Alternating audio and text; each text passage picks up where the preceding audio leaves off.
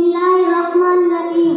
मेरे आदरणीय मुख्य अतिथि, सम्मानित प्रधानाचार्य महोदय, सभी अध्यापकगण व अभिभावकों और मेरे प्यारे मित्रों को सादर प्रणाम और गणतंत्र दिवस की हार्दिक शुभकामनाएं। प्रिय मित्रों, सर्वप्रथम मैं अपने सभी अध्यापकगण की बहुत आभारी हूँ जिन्होंने मुझे आपके समक्ष गणतंत्र दिवस पर कुछ शब्द बोलने का यह महत्वपूर्ण अवसर प्रदान किया। धन्यवाद। मेरे प्रिय मित्रों, जैसा कि आप सभी जानते हैं कि आज हम यहाँ गणतंत्र दिवस मनाने के लिए एकत्रित हुए हैं और आज हम सब मिलकर 70वां गणतंत्र दिवस मना रहे हैं, क्योंकि 26 जनवरी 1950 को हमारा भारत देश का संविधान लागू हुआ था। लेकिन यह बहुत कम लोगों को मालूम होगा कि संविधान को संपूर्ण भारत में लागू करने के लिए 26 जनवरी के दिन को क्यों चुना गया।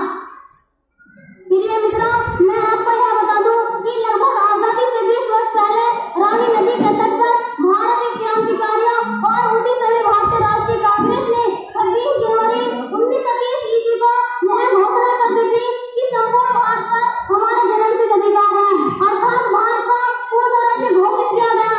यही कारण है कि 26 जनवरी को ही भारत का संविधान लागू करने के लिए चुना गया। मेरे प्रिय मित्रों, आजादी का सपन लगभग 20 साल बाद 15 अगस्त 1947 को साकार हुआ। ठीक इसके 3 वर्ष बाद लगभग 2 वर्ष 11 माह 18 दिन में हमारा भारतीय संविधान पूर्ण रूप से तैयार हुआ और 26 जनवरी 1950 को संपूर्ण भारत में लागू किया गया। तभी से हम 26 जनवरी को एक उत्सव के रूप में मना रहे हैं।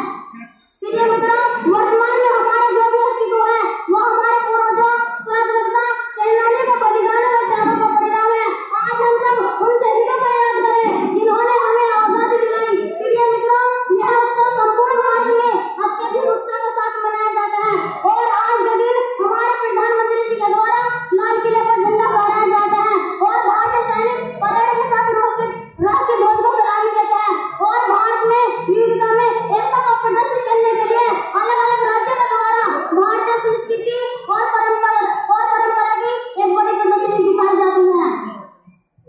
प्रिय मित्रों, 1947 से लेकर आज तक हमारे देश ने बहुत विकास किया है, लेकिन कुछ कमियां आज भी हैं जो प्रत्येक जगह आपको दिखाई देंगी, जैसे असमानता, गरीबी, बेरोजगारी, भ्रष्टाचार, अशिक्षा आदि।